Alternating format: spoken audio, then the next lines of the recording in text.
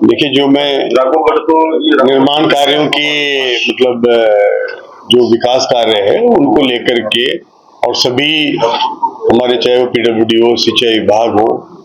शिक्षा विभाग है, सभी विभागों के माध्यम से पीएचईडी है, इन सब की बैठक ली है और आने वाली हमारी गर्मी में कैसे पेयजल की किल्लत ना हो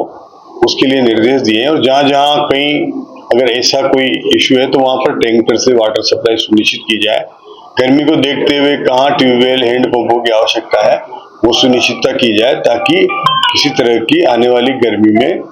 हमारे आमजन को परेशानी ना हो। इसके लिए मीटिंग की है, बिजली की व्यवस्थाएं ठीक रहे ताकि आने वाली गर्मी में सुधार हो और उसके साथ साथ कोई बिजली की कोई समस्या है तो उसका समाधान भी इससे आने वाले गर्मी से पहले कर लिया जाए। और इसी तरह से जो हमारा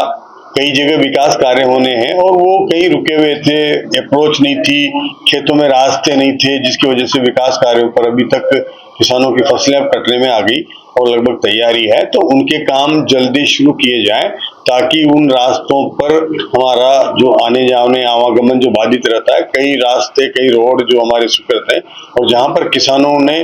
फसलें बो रखी थी तो उन पर भी काम शुरू होना है। उसके लिए भी मॉनिटरिंग करके और वहां शीघ्र काम शुरू हो ताकि आने वाले समय में बरसात के पहले पहले इन सब कामों को अंजाम दिया जा सके। इसके लिए आज की मीटिंग की है और सभी विभागों को निर्देश दिए हैं। शिक्षा विभाग में जहां जहां भी हमारे जो ऐसे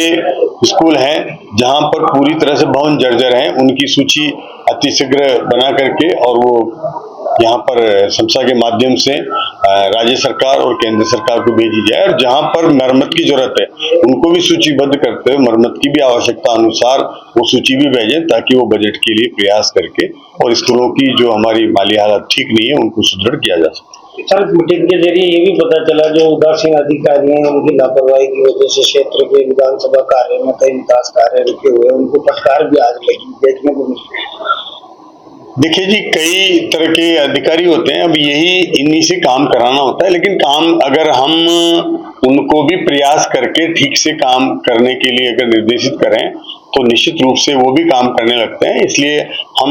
आवश्यकता पड़ने पर उन्हें निर्देश भी देते हैं। अगर कहीं फिर भी कोई लापरवाही लगती है तो उसके लिए निश्चित रूप से उनको सुनना भी पड़ता है, लेकिन ये प्रयास है कि हम बेहतर तरीके से काम करें, क्वालिटी के साथ काम हो, गुणवत्ता के साथ समझौता ना हो और काम समय पर पूरा भी हो जाए। इसकी चिंता करने का काम हर अधिकारी को अपनी जिम्मेदारी समझते हुए कम से कम वो समझे कि ये मुझे करना है और ये मेरे प्रयासों से ही होगा। अगर उसने इस तरह की ओनरशिप के साथ अगर काम करना शुरू कर दिया तो निश्चित रूप से काम बेहतर भी होते हैं, उनकी मॉनिटरिंग भी होती है और उनको समयबद्ध तरीके से उनकी क्वालिटी भी सही होती है। तो ये लोगों में, अधिकारियों में ये भाव जागृत होना चाहिए। वो अगर हो जाता है तो कई तरह के कठिन काम भी, असंभव काम भी संभव हो जाता है।